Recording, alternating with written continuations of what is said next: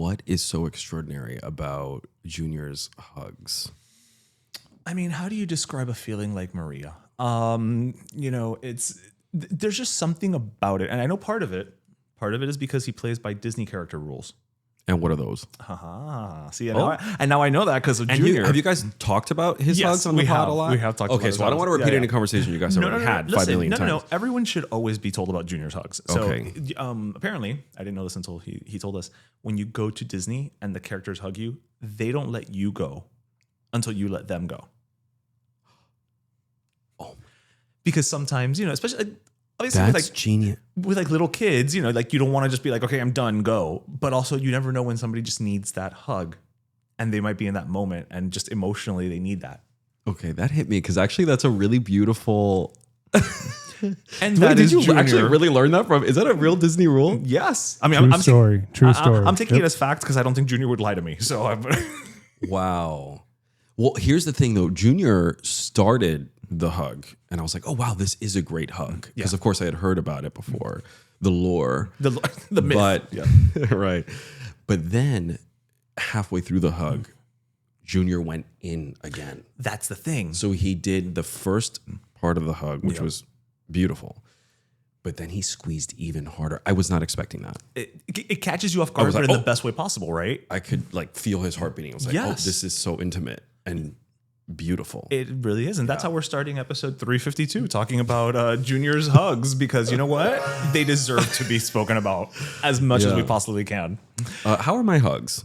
Your hugs are Don't good. lie. Your hugs are good. I mean, it's not a Junior hug. You have to understand that now. No, it's not. Now the barometer has been set. Right. It's a higher benchmark. You have very good hugs too. Be like, I like to think I have a good hug, but I'm also trying to learn from him. Right. I like my hug game. Don't get too technical about it though. Okay. All right. Don't get lost in yourself. Don't get lost in the hug. 5 seconds, 3 seconds.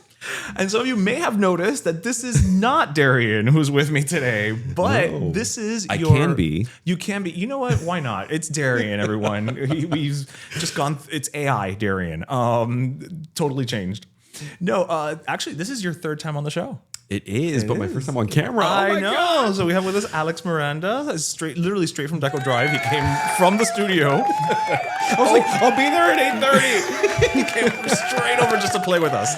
So thank you so much for coming over. I'm so glad to be back. It's so great to actually be in the real, pod. I know. There's no hedgehog this time. No. I'm sadly, disappointed. Needles has passed. Yes. He passed away. Yes, she passed away. She passed away. Also, you're misgendering animals. So I feel like, thank you, everyone. Alex has been canceled. Wow. Yeah, she passed away. Sorry for the loss. A couple months ago. Wow. Yeah. She was sweet. She was sweet. She, kept us company while we recorded that time and started making the most inappropriately loud noises while you were talking about a very sensitive subject. It was great. I was talking about like my mental health crisis. And what was she doing? She was just like. I didn't even know the damn things made a noise. She was like, chip her up. She was becoming up. Yeah, she was kind of encouraging me. You know what? That's what we went to Needles for. Yes. That was her version of Junior's hug. Yeah. Because they can't hug. Oh, Junior. Yeah. But don't start like squeaking, Junior, because that'd be weird. Like, I don't know how I would deal with that. Actually, I think that would be a really fun addition to the episode. Alex was asking me about noises. Coffee, and I said, I don't know what I'm doing. I'm just a hugger. I'm just here. I'm here first. And I said he fulfilled his job. He's ready to go home. So much more than that. So much more than just a hugger. I've said it before. I say it again. If tomorrow Junior was like, I'm not producing this show anymore, I'd be like, well, I'm not co-hosting it anymore because. Exactly. No, not happening. But thank you for coming back. I'm very happy to be here. Yes, thank you for inviting me. I love when you're on, number one, because again, you and I have talked about this off camera. You're one of those people who, we have several guests, love all of our guests. But there are some guests who, like, I just wind up are not as with. good as I am. No, it's true. I mean, I talk behind their back all the time. Junior knows there's a slam book and everything. But no, you're one of those guests who's become a friend. So it's not just, oh, so-and-so who, thank you for coming on about your project or whatever, you can relate. And it's like, so I love just having you on here because it's not just having a co-host. It's like was I supposed to come on with something to talk about? Because I thought I was just coming on as the friend. I'm like, wait, hold on. Should I be promoting a project? We're just gonna talk about you for an hour. Oh goodness. Yes, I was want some more mental health tea? I was not me. Always with my melodrama. Yeah, I know. Like, let's talk about your hair journey instead, because I know you were trying to grow it out. Quite a journey. It's been quite a journey. It's been arduous. Yes. Well, it's been a beautiful journey. It was very short for a while. Right. Well, it was first very long. The hair or the journey? Both. Okay. It's gone from short. It's gone from very ugly and just terribly cut my entire childhood practically until I met one barber in New York City, Marcial Vivo. Very famous guy. I interviewed him on my celebrity entertainment show. Did you really? That I was working on in New York because he is basically the most famous men's haircut in all of Manhattan. The man back then charged $400 for a men's haircut. This is the guy who the billionaires go to. And back then being when, more or less? This was, I'd say, about 2014-ish. And so I interviewed him because he would do the celebrities. He would do literally the supermodels whose billboards were hanging up in Times Square. That was his haircut. So he would do those types. So I interviewed him for a story. And he looked at me. At the end of the interview, I asked him, so, just being cutesy, I was like, what do you think of my hair? He just looked at me in horror. And he was like, it could be fixed. Something like that. He was being sweet. No, he was being sweet, but he's like, I think we could do better. Okay. And the man who was so kind just let me go for free for a good year or so. And he grew it out. He said, your hair should be this way. Short sides, going back. And so he grew it out and it was a great hair time. Wait, but then I left New York. You didn't pay for a year? No, but then I started tipping him. At one point, I was claro. I mean, no, but in the beginning, he said no. And I said, and then, so at one point, I was like, let me, But then I moved to Tampa.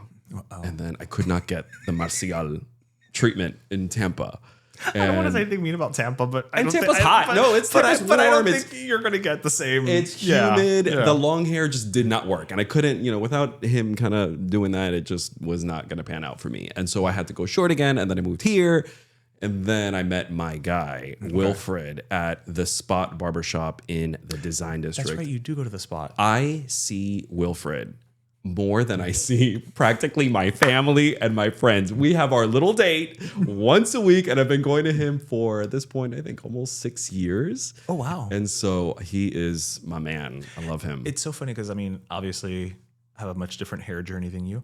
A fabulous hair journey. But when you, the three thing, it's like Charlie Brown almost. But when you find that barber, it's so funny. Like women talk all the time. You hear about with women, right? Where it's like, oh, my hairstylist, when a guy finds a barber who just kind of gets it, it's sacred. You don't fuck that up. No. Like I love Alex I'm gonna go plug at Nicest Barbers. Been going to him now for like 5 years.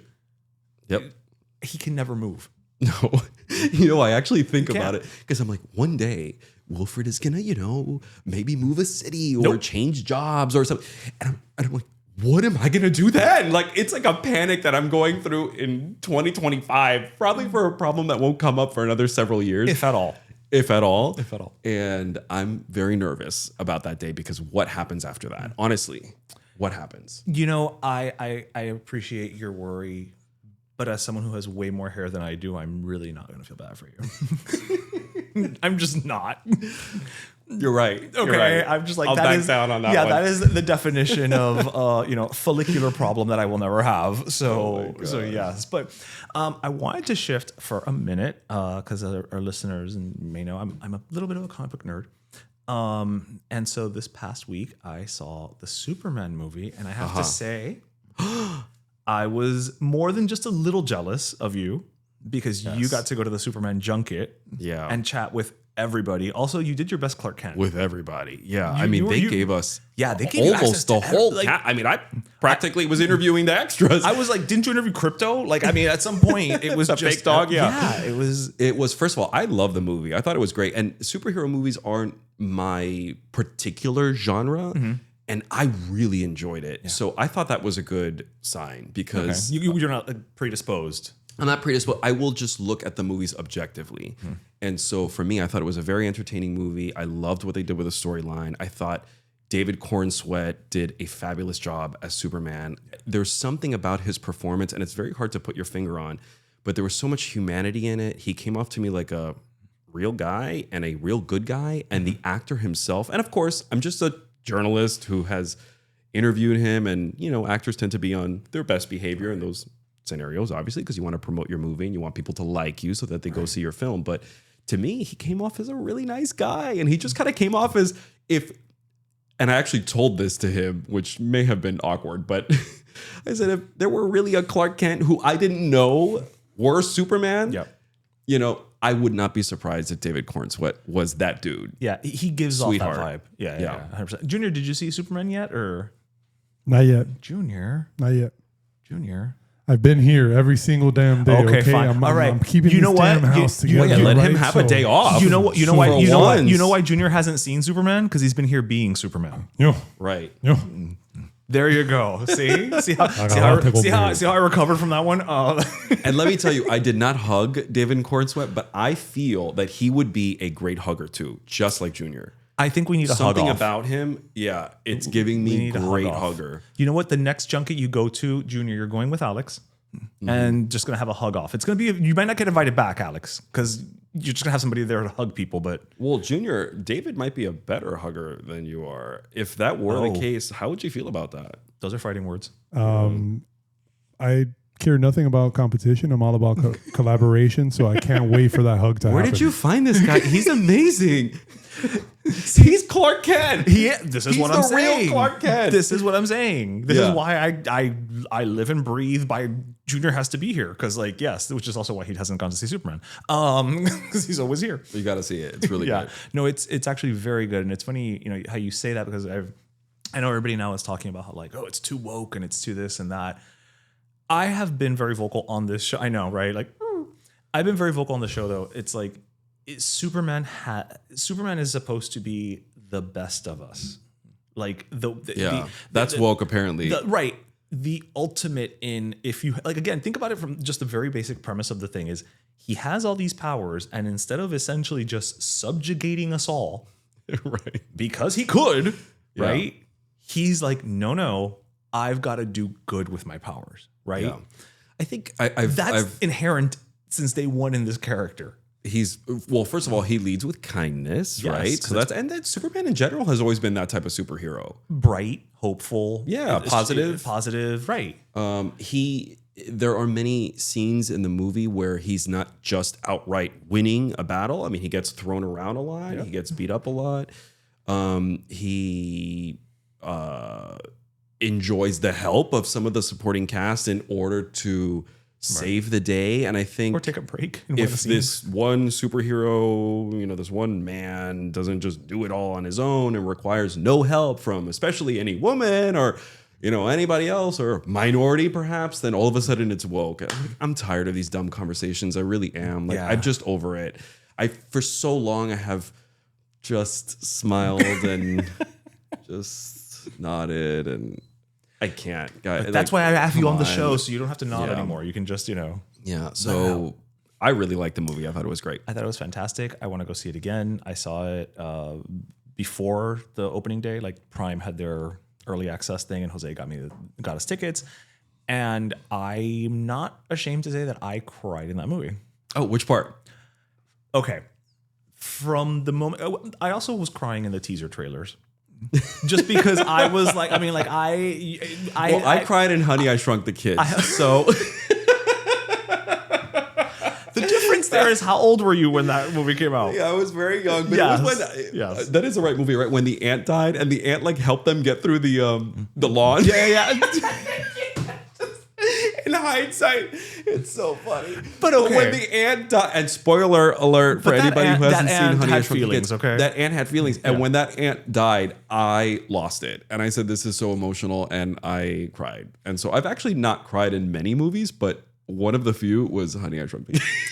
All right. And let's clarify, ant, the insect, not la tia. Yeah, exactly. Okay, there was no tia that died on the lawn that in When I Shrunk the Kids. Yeah, the insect. Yeah. It's I actually, when I started crying was actually once spoiler for anybody, once Krypto's like in danger.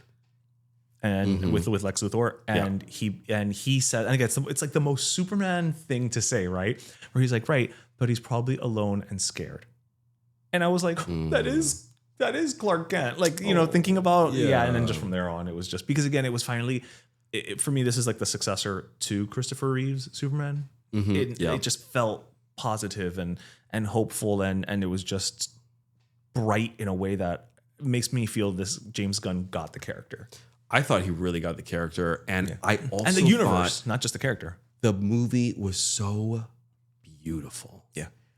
And I know this sounds so simple an observation, but as the movie was playing out, I was thinking the colors are gorgeous. The sets, everything was just so visually stunning. The acting was great.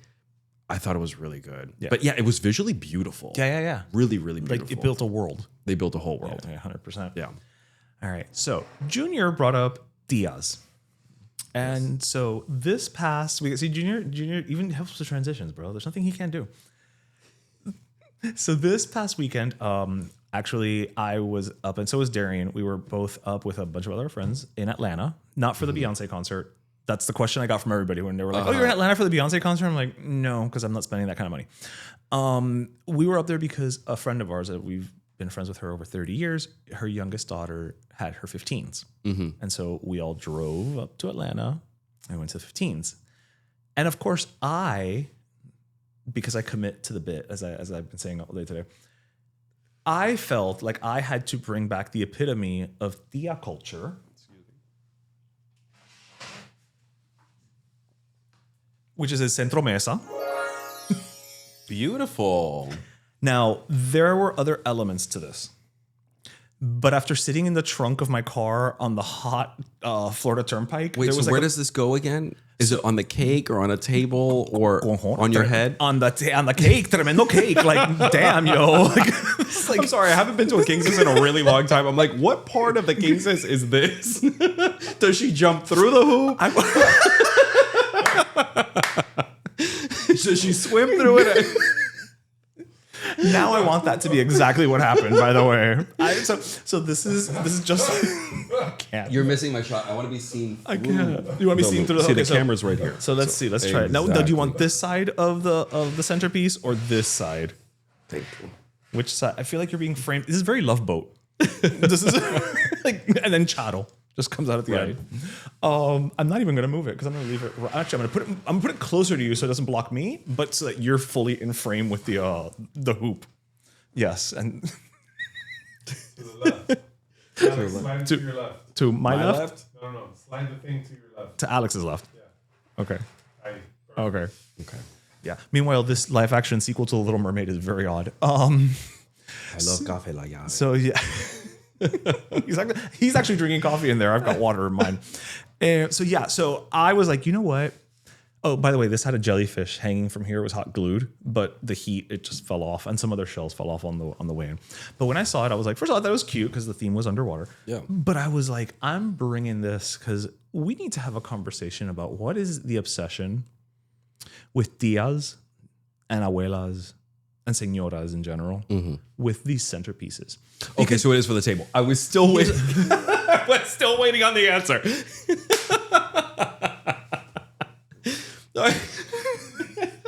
Mind you, I had answered it in my head. I totally thought I had said it already. You thought I was kidding by the question. Yeah. First of all, kidding, and then I thought I heard it answer. But okay, it's one thing to go to one of these events, and there's did you just surprise them with it? Because I feel like when you're throwing a, King says there's already an aesthetic plan. The centerpieces are already done. Right. No, they're all on theme. Right. These are on the table. Okay. This is on the table. Yeah. No, wait. This is not a bring your own centerpiece scenario. That's what you said. You said I just brought this? No, I brought it from the 15s here. Okay. I made it a point to take it. Okay. Yes. Wow. Didn't think I'd have to explain this much about centromesas. I'm sorry. That's what you were saying. great. This is better than I imagined. Okay, so family members. Sorry. So my question is always like, okay, if you go to like a wedding or one of these things and the centerpiece is just like a nice little floral arrangement, right? Yeah. Okay, it's flowers. You take them home and they last for a couple of days or whatever. These women fight for these things. What do you do with this?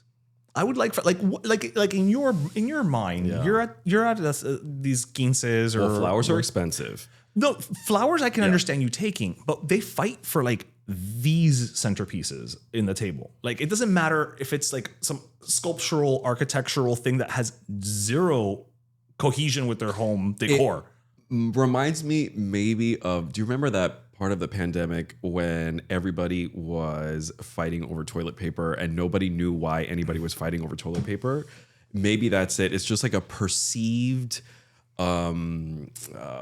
lack of something, and so you just want to make sure that you get it because there's only 15 of them or there's only a certain number and you don't want to be the one who didn't get one. It's not so much because you want it, it's because you don't want them to have it. Perhaps. Status. I had not that.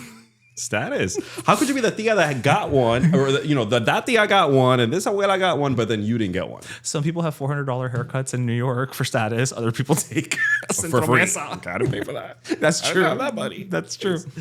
Yeah, I was just looking at it and I was like, it's not that it's not. I mean, it's cute, it's pretty, and it went on theme. And I'm not denigrating my friend's work because she put all this together. No, it's fabulous. But what I am wondering is that you also took one. Oh God! So yes. you're asking me why I think people take them from the king says. Meanwhile, you were one of the people who.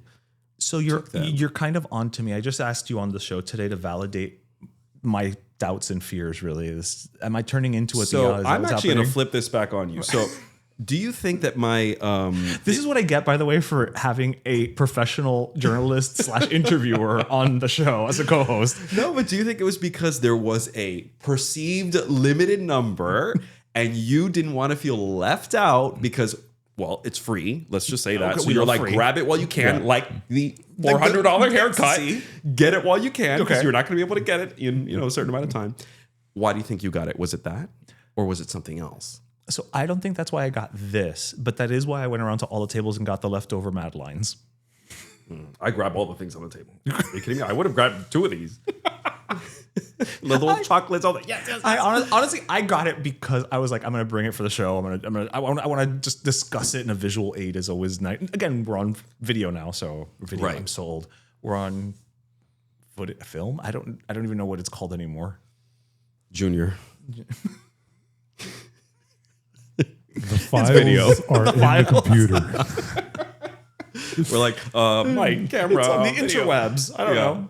But yeah, so I think it's amazing. I think you just keep it here as a permanent. Well, it would be an amazing part of the set, like the way that on Watch What Happens Live, the way that Andy Cohen has like the different little collectibles. Someone at the 15s, because I told them, I'm like, I'm going to take it because to talk about it on the show next week and this and that, and they're like, you know what you should do? I was like, you should get like literally a shelf at the studio. Yeah. And every time you go to a wedding or a 15s or whatever, and just have like a shelf full of all these tchotchkes, like literally just, it's like the shelf of centromesas. Right. And I like the idea. I just don't know, because that would have to be a big shelf to begin with. I guess that could be on top, but I think it already fits in just even with the plants back here. You think so? Yeah. You think so? Because I was just gonna let you have it and take it home. Thank you. I'll take that if you want. Yeah. Juniper will destroy that thing. Oh my God, she would love it. She would sleep in it. She sleeps in the most awkward places. Anybody who has a cat knows that they'll just sleep anywhere. Like, it's the one place that you think that they would not be comfortable is the one place that they will be comfortable. And there's a trend online, I don't know if you've seen it, at least in cat world on the internet. People have discovered, and I have not tested this on my own, but people have apparently discovered, allegedly, that if you buy just a concrete block or just one of these like pavers that you would buy for the floor in your backyard, if you put it in your house on the floor, the cat will gravitate toward that little concrete block and then essentially use it as like a bed. So something that does not look comfortable at all, for some reason they like it and they sit there. So I'm planning on doing that within the month. I'm going to go to Home Depot. I'm going to buy just like a block. There's construction everywhere. Just don't even have to go buy one. Right. Yeah, you can just go to a construction site. So have you ever done this? Could work. Have you ever done the cucumber thing? No. What's that? Oh, okay. So there's apparently it's a whole video thing on TikTok and Reels or whatever. Apparently, cats are really freaked out by cucumbers, and I think it's because I didn't know this. Because it like a full cucumber or a slice. I guess if they're counting their calories, but no, it's the full cucumber, and they basically. I think it's because it resembles something like some predator from like, a gajillion years ago or something. And what if you just put it there, like they don't notice it's there. They turn around, they see it, and they freak the fuck out. And they jump in the air. Yes. So the way that they react to aluminum foil, that's how they do. También. Yes, they touch aluminum foil and they jump into the sky. So they touch it. Yeah. Okay. It freaks them out. They don't even touch the cucumber. So they just look at the cucumber. Yeah. I need to try that. Do it. Something tells me that juniper won't react to the cucumber, but I'm open to the possibility that she could kind of do something funny there. I'll send you the video. Yes, I was like, do it and send it to me. Either way, if she doesn't react, I think it'd be even funnier. Because it's like every damn cat on the internet is like bouncing, and your cat would be like, How have I not seen that corner of the internet? The cucumber corner. I'm on cement block corner. I haven't arrived at cucumber yet. I just want to caution you by typing in cucumber corner on the internet because it's not going to end well. Oh my goodness. I mean, if you're maybe I wouldn't even say put cucumber cat corner. That's the internet is that's the corner of the internet that apparently you're on. The internet. Listen, and this is me warning you. All right, consider it You've seen. Yes, it's a warning from age, from the wizened elder. Okay, right. Yes, it's the only time I'm considered wise when it comes to weird ass shit on the internet. Oh my gosh. Oh Lord. Well, look, I can't wait to take this back to my house and then put it on the dining room table. And then it would be great I'll put it next to the cement block. I'll put the cucumber and I'll put this and I'll just see Juniper go. What do you want to do? Let's see how you react. Okay, I like this whole scenario now of just, Juniper does. Yeah, Juniper's going to do something with it for sure. All right. Well, she's going to love one of them. She's going to hate the other one. And I don't know what's going to happen to the third. Be indifferent to the third. Exactly. Okay. All right. That's fair enough. All right. So I also wanted to bring up today. Now, I saw something recently. And by recently, I mean like 2 weeks ago, because I store things basically to bring up later. And I'm looking for it now on my phone, which is why I'm kind of vamping right now. It was about David Cornsweet, wasn't it? You just wanted to continue talking about him. And yes, he is really tall. Is he? Oh, I could not believe it. He was 6'4". Junior, how tall are you? 6'2". 6'2". He was even taller than Junior. Yeah. He's Superman. Yeah, he really is Superman. That's the only way. That's the only way he could be taller than Junior. Yeah. I turned a corner because we finished the interview, and then like about an hour later, I'm still in the building that we were doing. I just turned a corner and he's just there, like waiting for the elevator. I'm like, oh my God, he's huge. How tall is this lady? Because they don't have on film. They don't have a huge. I only saw her sitting down, so I don't know. Okay, she might be a giant as well for all. For all I know. That's why she's the marvelous Mrs. Maisel, because she's gigantic. She's quite marvelous. Yes. I just know that I was the shortest person in that room. No question about it. Always am, often. All right. Well, but that lets us know Krypto wasn't in the room. No. Okay. Yeah. All right. Yeah. And people thought the dog was real. A CGI. In my mind, he's real. Yeah. In my mind, he's real. There was some good CGI. Yeah, no, it was fantastic. So speaking of CGI, though, thank you. You set me up. You didn't even know you were setting me up for the thing I was looking for. So I recently came across a post on Instagram, which sometimes they're good for conversation, that somebody asked ChatGPT what it has learned about humans since being created. Interesting. And these are the responses. Humans can literally rewire their brains with thoughts alone. Neuroplasticity means your thoughts can reshape your biology. Beliefs, especially repeated ones, alter neural pathways. You can think your way into anxiety, genius, resilience, or madness. Then it gives you like a blind spot. You think you're stuck with your personality. You're not. You choose who you are over and over until it calcified. Yeah, I agree with that. All right, Junior. There's more of these, but we'll stop after each one, I guess, because if not, it's just this has been a big epiphany of mine over the last year, that what we really do in life, because if we look at our behaviors and we're sort of perplexed by them, because sometimes our behaviors are objectively bad for us. Yeah. You know, we say like, hey, I don't want to be doing this anymore. Why do I keep doing this? Why do I keep falling back into this bad habit, this toxic, trait of mine or whatever? And you go, why? Why? I know that this is not good. And so one thing that's really dawned on me is that I think what we often do, at the very minimum, more often than we think, is what we're really doing is constantly reaffirming our belief about who we are, our identity of ourselves. Yeah.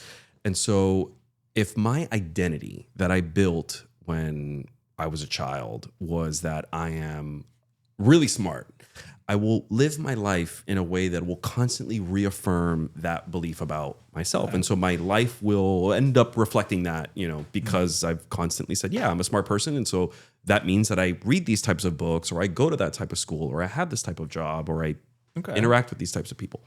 Or if I have a core belief about myself that I'm a bad person, that I'm a person who should be ashamed of, who he is or who she is, I will constantly put myself in situations that also produce that effect. So I'll do something that's shameful, something that's bad for me.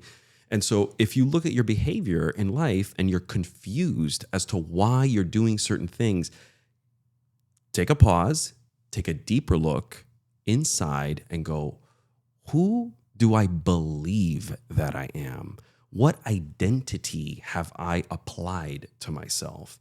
And if you're able to look down inside, because a lot of people, for example, have an identity that's built in shame. And if, people who really get into the sort of, therapy stuff and like Enneagram, if you're into your, kind of personality types and those types of systems, there's a lot of talk about people having identities rooted in shame and or other things. But you might find that a lot of what you do is all connected back to who you believe you are. But to get back to your point, who you believe you are doesn't have to be who you are. So you can change your belief of who you are. And once you change your belief of who you are, eventually the behaviors and the patterns will also change.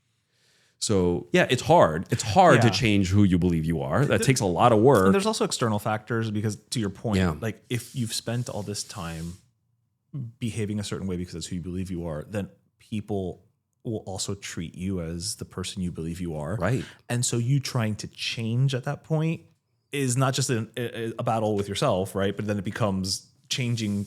I know it starts from within, everything. You got to change everything. Everything, because you'll end up, for example, like you could be like, I'm the funny one, right? And and you might think that you're the funny one because you felt like you had to be the funny one because you felt that you weren't enough just existing, being sort of, I don't know, boring, whatever, but just existing and being fine with who you are. So you might feel that in order to be in a social environment, in order to feel worthy of being around other people, you have to provide some service. And so you're doing the funny thing or you're doing the whatever thing. And so all of a sudden now your dynamics with your family members, with your friends are all based on this sort of identity. And now you feel like, well, I don't know what to do around these people. Maybe your job is even based on that identity too. So you have to, if you want to change your identity, oftentimes, and especially the older that we get, we have to unravel so much. And it's all like foundational stuff at a certain point because you've built your life around it.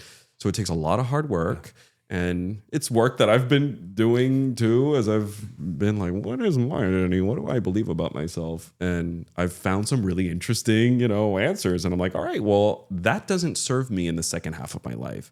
It served me, to the extent that it has in the first half. But then sometimes you're like, okay, thank you for for getting to me to where I am now. And now I would like to do something different. But I would like to believe something else about myself. That also just ties into the whole thing of like, you should continue to evolve as you get older. Right. Nobody should just kind of be like, well, this is who I am and this is how it is. I mean, if you're a great human being, then yes, stay there, I guess. But we should always be wanting to learn and evolve. Because if not, what are you doing here? That's my opinion. Like I'm do you want to get deep?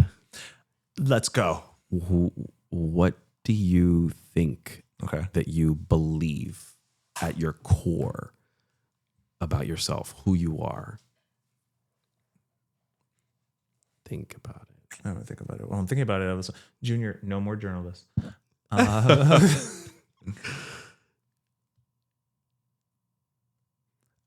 I think in my core, and you don't have to answer the question. You really don't. I just, you know, me. I go between like the silliest thing to like the deepest thing. I don't have a problem answering it. I think and again, it's something because I hadn't sat and thought about it, so I'm sitting and thinking about it within the context of a short period. I think also, that at my core. Do we still need this here? I thought you were just going to have it there for the rest of the episode. I was like, thank you for your service. I was like, all right, special guest star Heather Locklear, like just. And I want to say that Alex delivered that heartfelt message through El Centromesa. So on this playback, you're going to see we're going to have to score that and everything. That is like the real. This perfect. The best part about it is that nobody even batted an eyelash while it was happening. We played it so straight, just go through it. Yeah. No, I think at my core, I like to think that I'm a kind, loving person who also always tries to be like the life of the party. Just because I like for people to feel good around me. Like I never want to be the reason anybody is having a bad day or down. And if I see people in that realm, I mean, I'm not the court jester, but I do feel like my duty, self-appointed as it were, is to just kind of be there for people and try to bring them out from whatever funk they may be in or something like that. That's at the core of who I believe I am. So then if you were to say one belief about yourself that you think is a positive belief, and then another belief about yourself that you think is a negative belief, what would you say those two are? I think it's this. It's what I just described, and I think it's both. So the kind of which would be the the reason I say it, the reason it's good and bad, right? Because it's good because you're there for other people, but it can also be bad because then you're always putting others ahead of yourself. Mm-hmm. So that's why I say like I'm gonna stick with my answer, but I think it's, and like everything, everything can be good and bad for the most part, right? Except for cookies, and that's where I think that's just the dichotomy of most people. Yeah. By the way, have you ever had the macadamia nut cookie at Subway? Nobody talks about it, and it is phenomenal. I need people to know about this cookie. It's really so good. It has no right to be that good. No, not for something from Subway. But do you know what I'm talking about? I do know what you're talking about. Yes. It's amazing. Now, there's something that has a core belief. Yeah, it believes itself to be extraordinary. Exactly. And it's shining bright. Damn it. Damn it, right there in that little glass case. I may be at Subway, but I'm fucking star.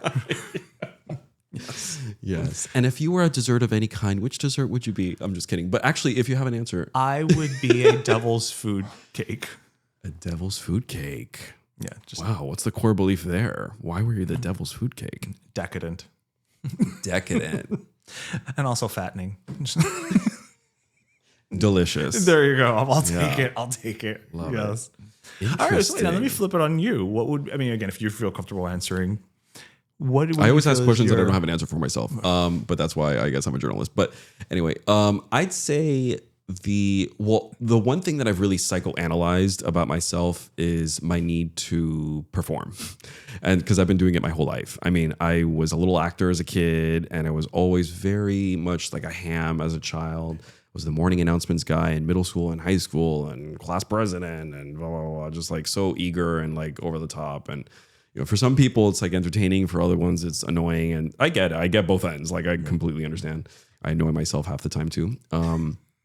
But I've thought about that, especially the older that I've gotten, because I'm not that young anymore. And so I think sometimes my charisma and, I perform a lot of that on camera on Deco Drive, and I love it. I mean, I watch my stuff back and I laugh. Like, I literally make myself laugh. So, it's definitely a huge chunk of that is so authentic. And I just think it's part of, the gift that I can, give in my little platform that I have. But then sometimes I look at it and go, you're being a clown. Like you're court jester, like you're sacrificing yourself for the laugh. And so that can be a good thing in a sense when it doesn't, chip at anything about you. But then other times, if you kind of look a little bit closer, you're like, no, you're doing that because you feel like you have to. You feel like you can't exist in this space unless you are self-deprecating. Self-deprecation. Nope. That's not the right word, is it? I was about to, is it? That is, yeah. I'm like, that didn't sound good. Deprecation is the right word. The other word you're thinking of is not the right word. Sorry. Yeah, I haven't had enough. You have enough cafe la llave? Yeah. Cafe la llave, which I love. But that is great when it's not something that you need to be doing to be in a space. And that's when it's charming. And that's when it lightens the room and it makes everybody feel safe and it's wonderful. And it, you can show that you're grounded and all of that. But then when you do it because you feel like you have to do it in order to be in that space, then that's when it's not good. That's when it's not healthy. And so I've done a little bit of both, I think, in my professional life and in my personal life. And those are the times that I've said, what is your belief about yourself? Why do you do that? And I think that definitely goes, and we talk, you and I talk about this kind of stuff all the time, but I think a lot of my insecurities were rooted in just me being a gay kid, and just being rejected by society. And with no particular trauma there associated at all, but honestly, just growing up, being denied, growing up and being gaslit by the entire world is quite the experience, especially as a child. I mean, it's very confusing. And for people who didn't have that experience, they'll never fully understand. And I completely get that. Right. I mean, I'll never fully understand what it's like to be any other sort of demographic of person. So I completely understand. But I like to kind of remind people of that. Like, you don't get it until you kind of have, lived that. But so I've thought to myself, okay, your core, there's something in your core that you believe that you are, not worthy or shameful, a joke, because that's, especially when we were kids, gay people culturally were literally jokes. I mean, that would be the pun of the joke. It wouldn't be there's a joke about a gay person and then there's a final hit on the joke that's just an actual dung dung. No, the actual dung dung is and he's gay. Right. Ha ha. Literally, like that was the actual, and so comedy just obviously wasn't very sophisticated at the time. But also the only socially acceptable, at least pop culturally, gay was the funny, the sassy sidekick, right? So, and so that was our entrance, and that was a very important first start, But so it's no coincidence that I kind of had I think adopted some of that within my core, and that has taken me to where I am today. And I've used humor. I've always used humor in my professional life and in my personal life. But at my age now, I've rethought who I am. What do I believe about myself and what do I want to give? And I'm at a point now where there's a real shift, especially over the last year. There's been this real shift of this is going to start looking different going forward, because I think I've healed that little kid, And actually, you and I have had these very deep conversations legit, about that. Guys, when I said we were friends off camera, So it was really post midlife crisis, post mental breakdown. You can't have a midlife crisis yet. You're in your 30s. Well, it's not midlife. I'll give you quarter life, but I'm not gonna. I'm closer to the mid. You've been tricked by capitalism, because really midlife is the 30s. I'd say the late 30s. They just want us to think that midlife is later. I plan to live to 100. So me too. Let's do it together.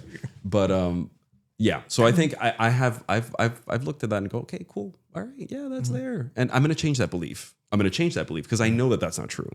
And so we'll see what new patterns and behaviors develop from that. Well, I think you can do it. I mean, the last time you were here, it's like, man, we always get a little deep when you come on here, and I love it because I never set out to do that in general, because I'm not Barbara Walters. You know what I mean? So it's one of those, like, if it just happens, it happens. But I was actually going to ask you, like, do you think a part of it is also the humor? Because I do this, so I'm speaking from a place of, is that, what if I'm not an idiot. I know I have depth and things like that. But what if the things I say are not smart or as deep or whatever? You know what I mean? So let me just be the humor to kind of deflect that.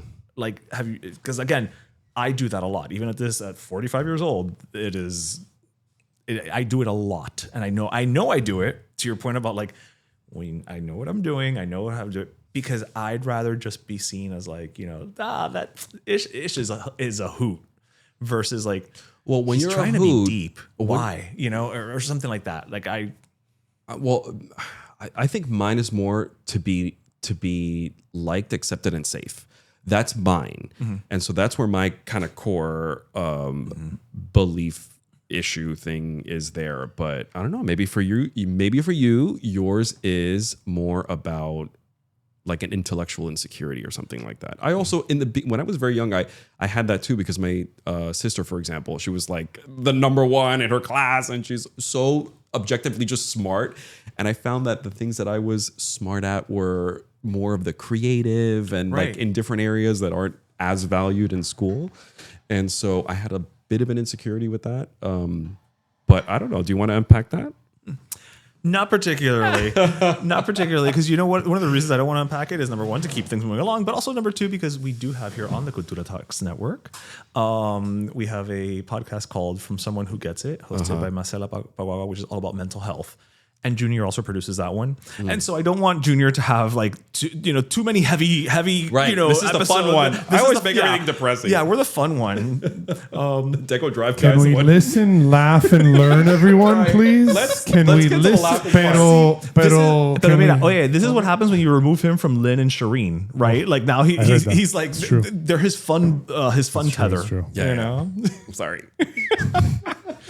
All right, I will run through the other. I'll run through the other things. Wow, that ChatGPT really said about us. It was ChatGPT, okay? It was ChatGPT. Right. Listen, Actually, you brought up ChatGPT. I did bring up ChatGPT. Yeah. I bring up ChatGPT a lot on this show for someone who hates AI, because I'm trying to show the world how it's going to overrun us all. Yeah, get ready. People don't want to listen. It also says that we willingly ignore death every day. You know you're going to die. You know everyone you love will die. Yet you go to brunch like it's just another Sunday. And that's good, because isn't the point of living to enjoy life? Yeah. I mean, if you're thinking about dying every day, it's not really going to be a wonderful life. We're here for a good time, not a long time. Exactly. Life is precious. You have to really, and we talk about this, the older I get, the more I'm thinking, enjoy this minute. Like, well, I guess that is thinking about death, but enjoy this minute. Try to take it in. Just but it's walk, the positive spin on thinking about death, right? Smell the flowers. Yeah. I mean, that's really life. Life is everything that happens, in between you making other plans. So like, that's the beauty. That's really the beautiful stuff. That's the good stuff. That is. Okay. Also, chat has said we've traded real intimacy for digital performance. Yes. 100%. Yeah, 1,000%. You crave connection, but instead of looking your friend in the eye, you send a disappearing heart emoji on Instagram. Mm-hmm. You evolved. I liked this one a lot. You evolved for survival, not truth. Definitely. Your brain isn't That's actually what we were just talking about. Yeah. It's not designed to perceive reality. It's designed to keep you alive. That means comfort over accuracy, belonging over honesty, which is literally 1,000%. what we were just talking about. Yeah. And something else that I've learned, the older that I've gotten, the more I've been confused by other people seemingly living in a completely different reality than I, is that people, I think, they choose the reality they want to live in, and then they find the supporting facts after. And that's the case with Junior. It's the case with you. It's the case with me. It's the case with any single person that we interact with.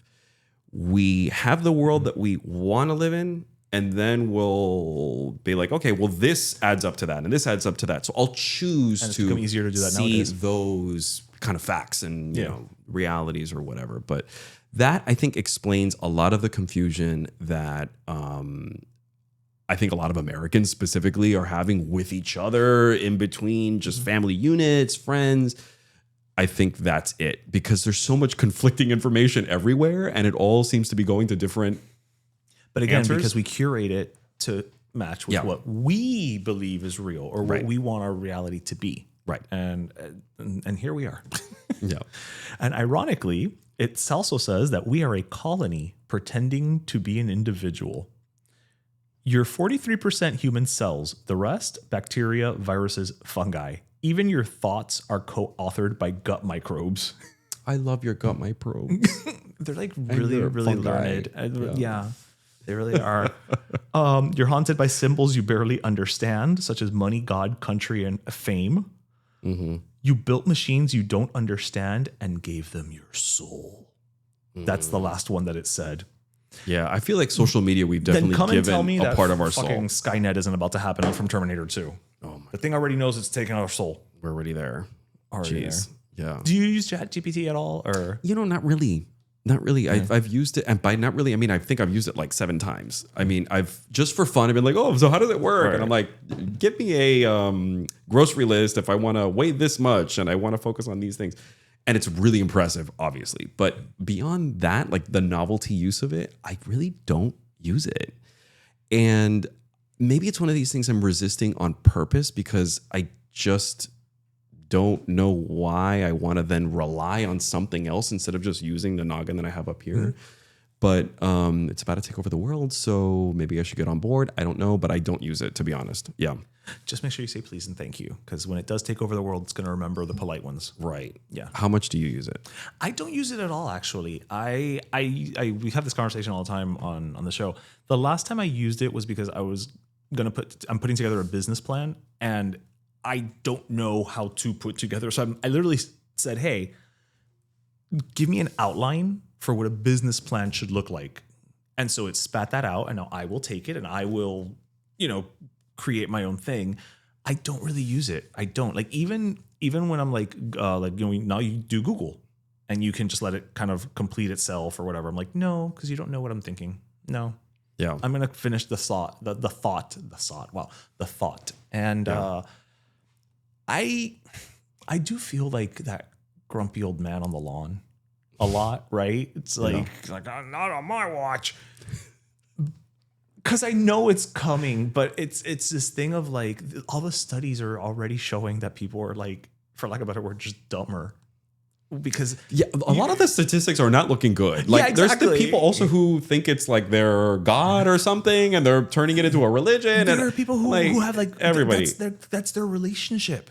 Like they've turned it into like, because you can give it a name, you can because you can have the AI assistant. That's all coming to where there's going to be a lot of practical uses for it soon that I think will, the way that we say, hey Google, do this for me. AI's use, I think, is really going to start presenting itself once it gets really integrated into the home. And like, hey, book me a flight to Berlin on, November 23rd, et cetera, et cetera. Is that when you're going? I'm for Thanksgiving, you're going to Berlin? Not 23rd, but I'm planning on going in November. It's my mom's birthday. Oh, so you're kidding. It's my mom's birthday. Oh, happy early birthday. You should take Junior's mom with you to Berlin. Yeah, we're going. No, do not. Do not. I love you, Mom. Terrible time for you. Do not do that, okay? But up until then, I don't know. To me, I use it like a Google type of thing, which I know is really not using it well. No. Like I think the last time I used it was that, but then I'll use it for fun, stupid things. Like, create a picture of me as blah, blah, like that type of thing. And it's literally only in service of the podcast. Cause I'm like, well, if everybody's posting this stupid shit, what would I look like as a action figure? What would Darian look like just so we can post it and be like part of the conversation and all that. But it's not because I'm actively seeking out to be part of the AI of it all. And I just think about, wow, there goes the portrait photographer. Every time I see AI do something, I think, oh my God. I was just at CVS on my way here to get my, hold on. Some behind the scenes reveals here, guys. Oil absorbing strips. Because I'm so greasy. Anytime I'm on camera, I'm like, I need a I was saying you're not greasy, but I guess it's because you're always dabbing. You dab, yeah. But then I saw for the first time, at least in a place that I've noticed, an AI model on some ad as I was walking out of the door, and I said, oh, an AI model. There goes the commercial model. Right. There goes the commercial model. You're still going to have the supermodel, but you're not going to have your until the first AI celebrity supermodel happens, and then Timbaland, the famous music producer, and he already has launched an AI artist. And so once there's going to be an AI artist that's going to hit, right? There's going to be some amazing song. It's going to come out. People are going to love it. It's going to be accepted. It'll hit the top of the charts at some point. And then that opens the floodgates. And so there goes our singers. There go our producers. There go so many people. I think about Hollywood all the time. And that's what I do for a living. Yeah. And when you can type a command into one of these apps and say, hey, give me a 2-hour superhero movie that has this type of a villain, this type of a hero, and takes place in, I don't know, Southern Arizona, and you have all of it done for you. What do you need Los Angeles for? All those jobs, the people who light the sets, the people who plug things in, the people who design the cameras, I mean, just camera operators, editors, an entire industry of people. That's all of Hollywood is sort of obsolete overnight. I mean, not a gradual transition. I mean, overnight. The second one of these things gets accepted and people can start watching it and they start watching it, what happens then? Like, what happened? You know, I think we're all just kind of sitting there like, what is going to happen? I don't know, but it's very nerve-wracking. I've never seen a species appear to be so quick to like make itself obsolete. Yeah. As we are right now with AI. And I guess there's going to be some sort of adjustment that we're all going to have to make. And there's got to be new jobs that somehow work with or serve AI. How that's already happening. But, you know, we'll find a way, I'm sure, I hope. But it looks really confusing up until now. I mean, I have friends who have been looking for jobs forever. I have a friend who's been on the hunt for a job for over 2 years. Wow. Yeah, over 2 years. And many friends who are just looking for jobs, and it's just so hard out there, and people are talking about it already. And I think this is the beginning of a new reality, and we're going to find out what happens soon enough. But yeah, it's a little bit scary. Well, that's Terrifying Corner with Alex Miranda. Okay, back to the jokes. I think it's time to reintroduce the centerpiece. Wow. Look, I was about to say, we're doing a nighttime pod, but actually the last time was a nighttime pod too. Yeah. But I was depressing on that one also. Okay, I'm gonna start booking you at like 10 a.m. Do it. Yeah. Like my silly time is like 1 p.m. But you're at work at that point. I know. I can't get to you then. See, that's why I do the silly stuff.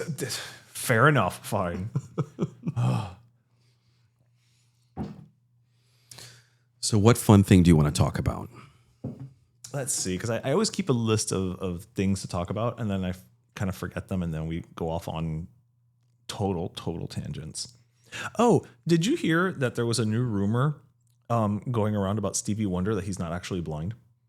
Stop. What corner of Twitter did this come from? X. I have no clue, but I saw it today, and I was like, you know what? I'm going to use that as like just a random, what is wrong with you people?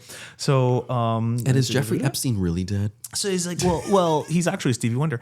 And so during a July 9th performance on his mini tour that's going through Europe, he spoke to the audience after learning that some people believe he can see. So there's some concert footage where he pauses the show to speak to the audience about his personal life and how being blind has impacted, how he's managed the world. And he says, I must say to all of you something I was thinking, and I wanted to let the world know this. I want to say it right now. There have been rumors about me seeing and all of that. But seriously, you know the truth. The truth is, shortly after my birth, I became blind. It has allowed me to see the world in the vision of truth, of sight, see people in the spirit of them, not how they look or what the color they are, but what color is their spirit. And, he goes on and on and on. I think we are living in a brand new era of bullshit where people are like, no, Stevie Wonder's not really blind. Yeah. It's like everything is up for grabs now. Like this has been a ruse for 70 plus years. Cause he started when he was like, 9? So, really?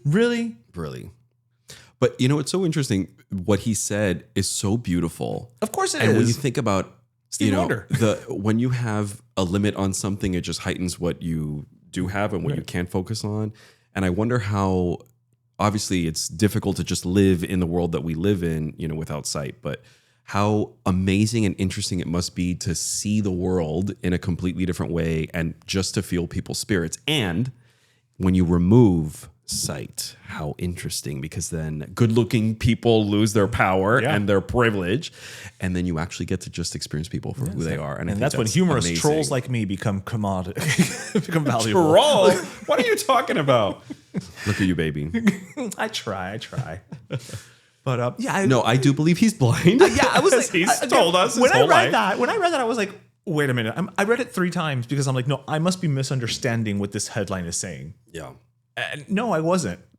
And I read it, and again, it's what you're saying.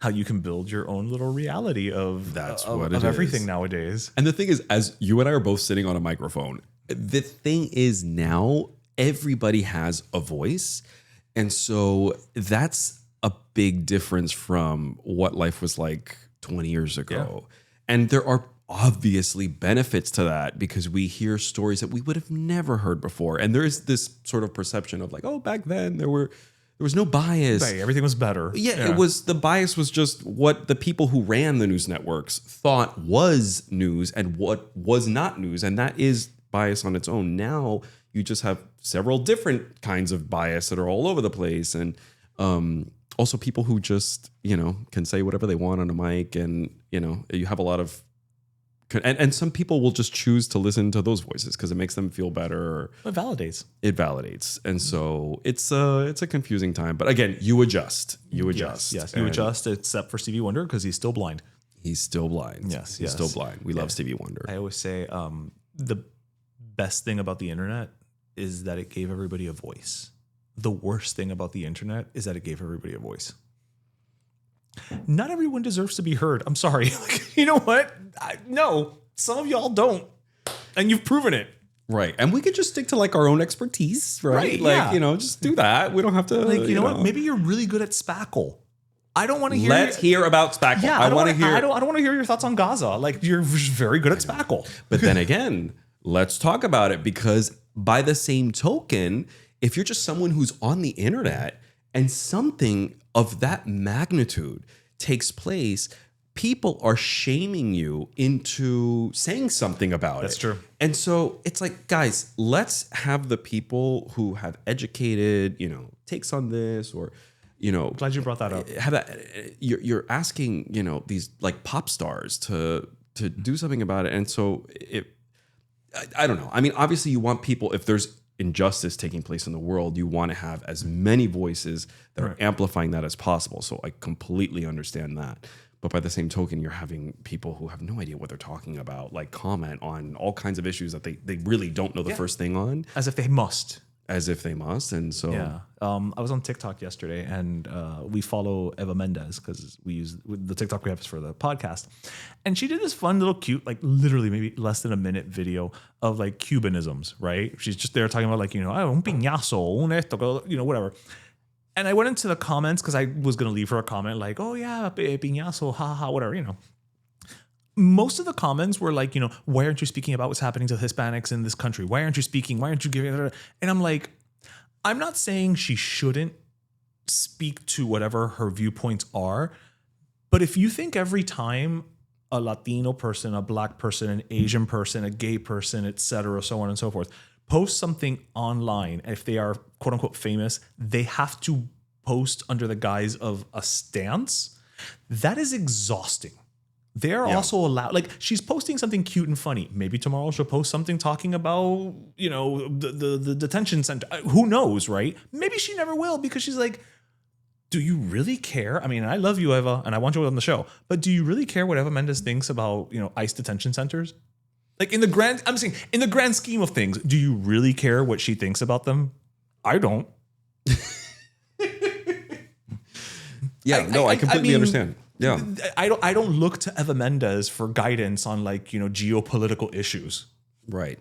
And then certain people, look, they have contracts. Sometimes they're allowed to say things. Sometimes they're not allowed to say things. I mean, and at the same time, like your dentist isn't also telling you what your dentist thinks about, this issue or that issue. Right. And, actors, they're doing their job, and being celebrities, that's what they do for a living. And so I think they should have the right to do with that what they like to do with that and what's on brand for them. Yeah. And leave it be. Because the thing is, if you're forcing something out of someone's mouth, is that even something that you will value? Because if it's not something that just organically came from them, I kind of don't really want to. Like you said, I don't care if it's not something that organically came from you, something that you genuinely wanted to say, something that you're passionate about. It doesn't mean anything if you just pressured the celebrity to do something about it, you know? For the sake of you feeling better. Right. Like, okay, well, what are you doing instead? You know what I mean? Thank you. Yeah, exactly. There's a lot of, you see that in the comments a lot. It's a lot of people who are judging other people for these, what's the word I'm looking for these sort of like moral, lack of taking a moral stance or something. But what I see at the end of the day are people kind of projecting maybe an insecurity that they feel about themselves. 100%. That they feel that, and I get it in the sense that they feel so out of control. I catch myself doing that all the time. I'll see something online that really upsets me, really annoys me, and really irks me, and I'll start typing, and then before I click send, I stop and I go, "What are you doing? What are you doing? This person has nothing to do with you. You have nothing to do with this person. They might not even be a person. They might be a bot. They might be a bot, or maybe it is a celebrity or some known person online." And you're like, no, I'm just bringing myself down to this level. And actually maybe something that they said is triggering me because something inside of me perhaps feels guilty of that too. So maybe this, one commenter saw her, and I haven't seen the video, so I don't know if there's anything that, would have upset me. Who knows? But you're just saying that she just didn't talk about something else. But maybe maybe deep down inside, they're also upset that they're not doing enough. You see things and you're going, oh my God, this world is just, what is going on? And so you kind of want to blame somebody or something. And then, what about you? What are you doing? Are you sending money somewhere? Are you holding up your signs? Starting a drive, a signature, a petition, something. Yeah, exactly. Yeah. So it's easier to kind of just point fingers. 100%. So point that finger right back at yourself. And that's what is it when you point one? There's three pointing right back. Oh, oh yes, I've heard that before. Oh, yes. That's good. Yeah. See, because now we're a visual medium, so we can do this. People can see us now, guys. That's what the hand looks like. Wow. All right. Well, we're gonna go take a very quick break to hear a little bit from our Café La Llave sponsor, but we'll be right back with our last cafecito. We started this podcast 8 years ago with one goal: be our authentic selves and make sure our culture was always front and center. It's not always easy, but nobody ever said being bold was easy. And for over 100 years, no café has known that better than Café La Llave. It takes a certain level of bold to unapologetically keep your culture alive. Pero let me tell you, Café La Llave is doing just that. So when you're being true to who you are and hustling to achieve your dreams, of course you're enjoying Café La Llave Cafecito. After all, it's brewed bold for the bold. All right, and we are back. So it is time for our last cafecito, brought to you by our friends at Café La Llave. So Alex, I'm actually going to toss to you because you're the guest, so that you go first with who you giving kudos to this week. Who could use that extra little jolt of caffeine from La Llave. You know what? I'm giving kudos to a childhood friend of mine. Okay. But it's kind of more symbolic for, I think, anybody who's going through this. So my childhood friend and I, we met in kindergarten on the playground, and we were like instant best friends. And we've spent a lot of time together in our lives, and we've had long, breaks in between where we didn't talk. You know how it is. Like when you have a friend that's from a long time ago, that's how the I don't, because I co-host with my 30+ year friendship. But yes, I have heard, yes. And so we got together on Sunday. I was telling you about this, but he dragged me out. We did a little Sunday fun day in Wilton Manors, and I made up for lost time, let me tell you. And but we got together because he was getting a divorce, and we wanted to have that, post-divorce conversation. And I get there, and he's there with his ex and with some other friends. And I'm like, oh, we're doing the post-divorce kind of like a spilling tea session with the actual ex. And they're on great terms. And they good. did this. Yeah, they just did this really well. Granted, they had their sort of therapy and all of that to get them to this place. But I just thought it was a really beautiful thing. And I think it's so great that these two people, you know, they were together for, I mean, I don't know, 15, pushing 20 years. I mean, just a long time, like a long time. The number was big. That's a long time. They're together for a long, long time, married. And they both decided that, the second half of their lives was going to look different and that it would be better for them in a, different context. And they maturely got to that place together out of mutual love and respect for each other. And they got the divorce and they're still friends. And I think that's wonderful. And I was thinking, wow, these are just two people who want more out of life, something different out of life now, and that'll serve them better. And they're doing it in such a beautiful way. And so I shout out to them and shout out to everybody else who is also going through that, maybe gonna go through that, just went through that before, who was able to, get through that very difficult time. No matter what, it's obviously extraordinarily difficult. Yeah, but to do it with that maturity, is definitely commendable. And talk about identity. I mean, when you get to a certain age, your life is so set, it's scary to kind of reimagine it all, sort of throw it out in a way, or at least part of it, and kind of start from scratch in a way. And that's what they're both doing. And kudos to them and to everybody else who's done that. Well, that actually, I will say, I sound like I'm plugging, but it's, I forget the exact phrase, but I know Café La Llave is one of their things is like it's for the bold. So that's definitely a very bold move on your friend's part to make that decision. So. Definitely. So what about you? So my last cafecito is actually, I'm just going to go ahead and give it to you. What? Yes. I'm going to give it to you. Number one, Thank you. Number one for coming on. Well, you already did give it to me. I literally gave him coffee earlier today. I made him coffee earlier. So it's just an extension. I'm bringing it full circle. But no, just, for coming on the show, first and foremost, obviously, thank you so much for the invite. Swinging by. But also, like I mentioned earlier, I will say it's, as you get to be an adult, it's a little harder to meet people and make friends and people who you actually want to be around and things like that. And I think that you, again, who the hell would have known? It's like, hey, come on the show, let's interview you. It could have just been a throwaway thing. And just, you are a genuine person. And I think what I love, especially when you come on this show or when you were on Brittany Brave's podcast as well, I love the fact that you're willing to show another side of you. Because obviously on Deco, it's an entertainment show, right? Yeah. Like, you're there to talk about like the latest, movies and events and this and that.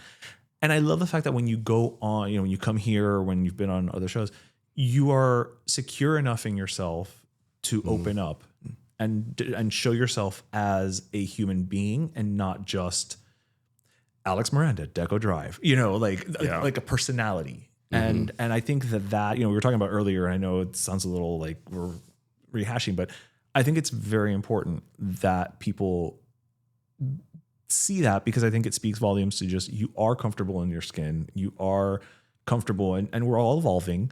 But I think the fact that you don't come on here and just kind of keep the shtick of, like, now I'm going to go fall in a big old cake, or whatever.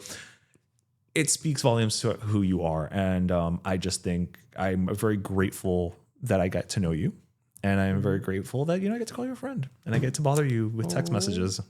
Oh my gosh. Thank you so much. Jeez Louise. I really appreciate that. Yes. And try. I mean, you got to just like, oh, that was a long round of applause. You got to be, look, don't we all get tired? After I was tired starting at like 27 years old. You just get tired and you just want to connect. You want to connect. You want to be real. You want to, make real friends. You want to, and the thing is, and I've known this because I've also kind of been stuck in a performance during, eras of my life, that you cannot interact with the world in a real, authentic way. You can't actually truly connect with other people while you are in performance mode. And so the older I've gotten, the more I have tried to go into, I work on television, so you got to perform, right? Of course. Literally, I mean, you're going to be an amplified version. It's the gig. So, and that is real too. That's the real fake me. Like that's really my performance. And then turning it off. Turn it on when you're supposed to do it, and then turn it off, and then that way you get the best of both worlds. Yes, and don't we all strive to be Hannah Montana? Right. Totally. Every time I hear Miley Cyrus talk about her life, I'm like, I feel so connected to that woman. She's like split between two people. I'm like, me too. I know. I've also seen you in a blonde wig, so I get it. Did I look good or not? I did. You know what? You did look good, but I feel like a fancy hairstylist guy would have said no. Okay, so a little messy is what you're saying. A little messy, probably, because I don't. So you're saying F my drag? Well, I would say, you know what? It shouldn't be a shake and go wig. Is what I'm gonna say for next time. Lace front. Lace front. Lace front. Yes. Okay. And you know what? You know way too many queens to do anything. You're less. right about that. Okay. Anything less. You're right about that. Athena wouldn't let me. No, at all. Actually, she may be like shopping for you right now. Like she's like, not on my watch. They may never let you into our house again. I've gone in there way too often, not looking good. Or I've kind of like run after work. I get in there to try to make like whatever event is happening that night because I get out of work late. And then I'm like, everybody in here is so cute and dressed so stylishly, and I'm just looking like, what, this old man in a suit? Okay, your version of old man in a suit is way cuter than most people's. Okay, so just deal with it. Okay, all right, embrace it. God damn it, embracing my old man in a suit. Yes, and a blonde wig. Yes, because you're younger than I am, so you have to embrace it. Because if you're not embracing it, that means I'm closer to the grave. So no. Gosh. So as ChatGPT said, we're not exactly. All we think about is dying. It's been fun. It's been a great. Welcome to this is the perkiest episode. Perkiest episode yet. Oh gosh, I'm so depressing. But again, Alex, thank you so much for coming by. Love this. I love you too. This has been episode 352, and as always, we hope you listened, laughed, and learned. Yes. Where are we looking again? Here. Well, that's your camera. That's your camera. I know you're thrown off because you don't have the circle. You don't have the centromesa. If you listened, laughed, and learned, and not needed a Valium for some parts of it afterwards. But don't forget to get, I'm totally blanking on how we end the show because Darian always does it. Don't forget your croqueta, your pastelito, and your cafecito. And thank you guys for tuning in. And we'll see. Maybe next week, maybe neither of us will be here next week. Me or Darian. Maybe we'll just have two guest hosts, and Junior will just be like, "What's going on?" I'm gonna just do it by myself. Maybe next week, next week it's just gonna be. It'll be you and Lucy Lopez. How's that? Oh my god, iconic! But if you're not there, I mean, what's even the point? That would be so iconic. Cuídense, mi gente.